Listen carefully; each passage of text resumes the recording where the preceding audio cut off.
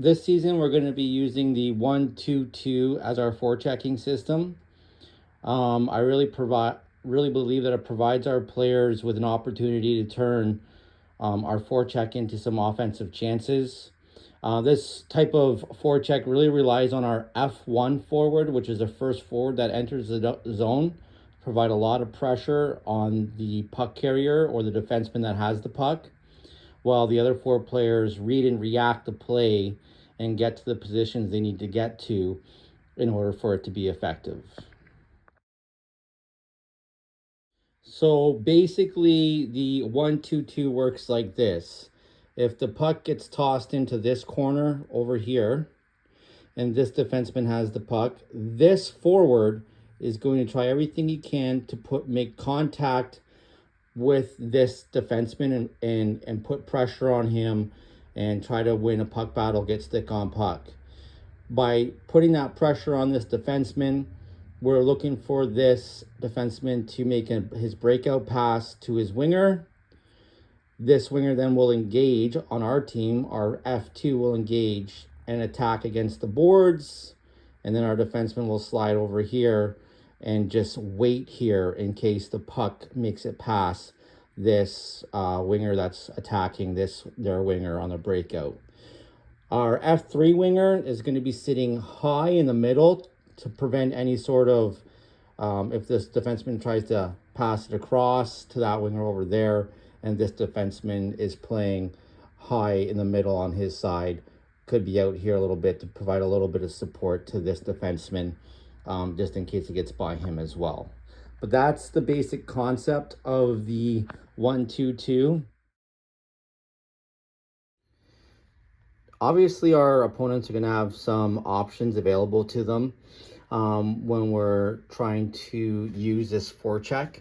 One thing that we might encounter or witness is when this F1 is still really kind of fairly high and he's still nowhere kind of near this defenseman may choose to do what we call an early pass. So he does an early pass before there's really a lot of pressure on him, and he may pass it over to this defenseman over here.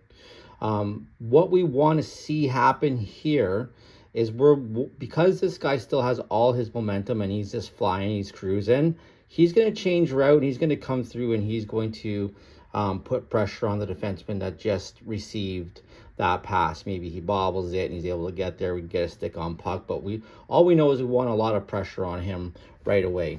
Now, the reason why we want to do that is, if they move the puck over here, they're obviously looking to move it out to their winger over here.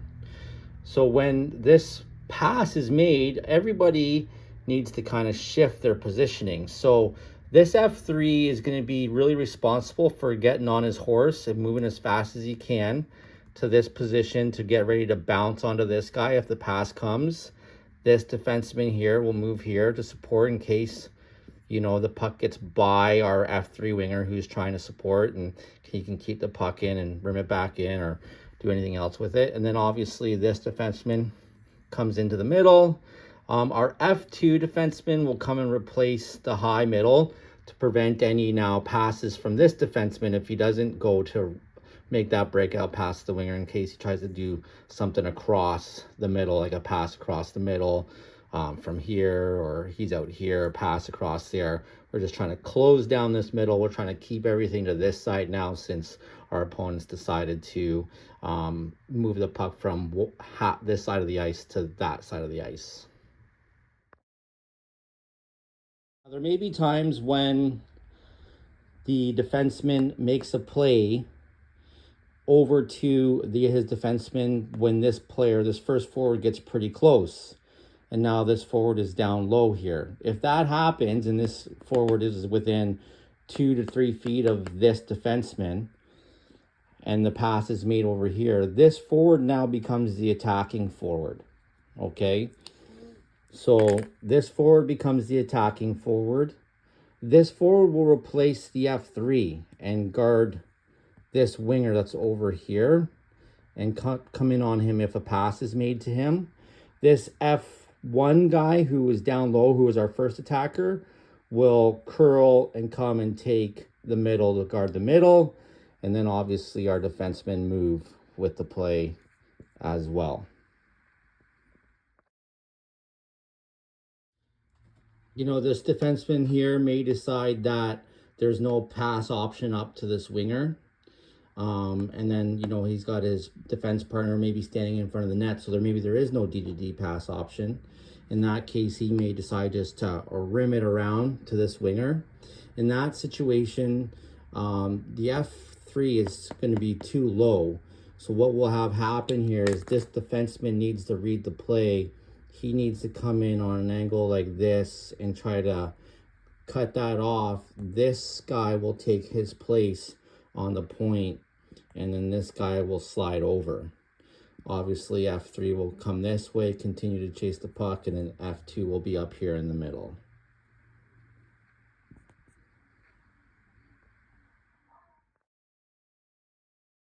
The reason why I like this forecheck and its ability to convert our puck pressure into offense is because it does provide us with a ton of different options.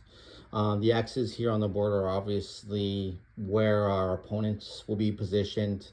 Let's say the puck gets moved to this corner and our F1 does an amazing job and he's fast on the puck and wins the puck down here, and we win the puck down here. Well, he's got some options. You know, he could take the puck around the net if he's on this side of the defenseman and maybe feed F3, or maybe he wheels around here and the D-man moves up over here, and then we have a pass to the point, and F3 slides over for a screen tip in the high circle here. One F1 can move around here and then get in for a rebound as well. If the defenseman moves the puck here and we win the puck battle here, well, this guy's got tons of options as well. You know, this guy's probably going to be moving forward when he's making the pass. If F1 stays put here, you know, he can wheel it back down to him. Then this guy can come across the front of this winger here and stay away from this defenseman. Maybe we get a pass here for a quick shot. You know, this winger here, when he moves it down here, he can also take off and come here for a quick pass. You know, maybe he'll draw the centerman in and there'll be a spot there if this is a give and go. You know, this F2 guy passes it down here. He shouldn't just sit here and wait. He should move towards the net and let's try to get a shot from there. We're putting pressure on their defense. This F2 guy, if we win the puck here, he can move it back to the defenseman. Well, F3's here, we could get a pass here. F3 could slide over here, it could be a deflection. F1 can move in for a tip or a rebound as well, or a jam play. This defenseman, once it moves from here, it can move to here. Well, look where F3 is. He's here for a nice tip as well. F1's down low, he's here, he's on the doorstep. He can get right there really quick in regards to, you know, picking up any loose pucks and trying to jam them home. So as you can see, this does provide our players with lots of different options. You know, F1 can, if he wins the puck battle down here, he can try to jam it home even. You know, if this defenseman doesn't step up and he doesn't want to leave the front of the net, it provides that option as well.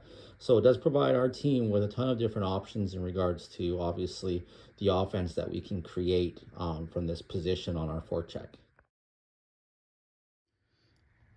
The 1-2-2 can also be used in the neutral zone. So if a puck makes its way back to this defenseman, let's say our defenseman rims it and this defenseman gets it, the 1-2-2 can be used here to kind of apply pressure in the neutral zone as well. The job of the first forward, who's obviously attacking first, is we really want to kind of cut off this pass here. So he's going to take a route that's going to cut off this man and force him up this way.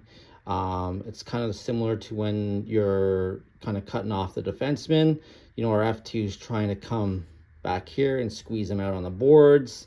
Our D-man are here. What we want to be careful of a D-man, if they do make it by these two forwards, that we're not giving up the middle of the ice. We want to keep them to the outside. F3 is going to support and kind of clog up the middle, so that way when he feels this pressure, when he's come down here, there's nothing he can kind of, you know, put through here, because F3 is going to be there to intercept any passes.